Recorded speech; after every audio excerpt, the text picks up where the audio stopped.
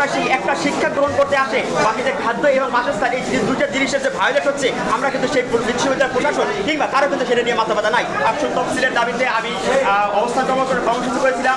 আমাদের সেই প্রাণের দাবি ডাকসু নির্বাচন খুব শীঘ্রই হচ্ছে, এটা আমরা খুবই আশাবাদী। আমি সদস্য পদে প্রতিযোগিতা করবো। আমার একটা সবচেয়ে বড় একটা টার্গেট থাকবে, বড় আমি সদস্য পদে নির্বাচিত হতে পারি, সবচেয়ে বড় টার্গেট হবে যে ঢাকা বিশ্ববিদ্যালয়কে ideal campus for modern learning হিসেবে গড়ে তুলবো। সেই ideal campus for modern learning হিসেবে গড়ে তুলতে আমাদের আবাসিক সংকট, সিট সংকট, খাদ্যের সংকট, আমরা এই ধরনের আমাদের হচ্ছে গবেষণার যে সংকট, এই ধরনের সংকটগুলো নিয়ে আমরা কাজ করার চেষ্টা করব।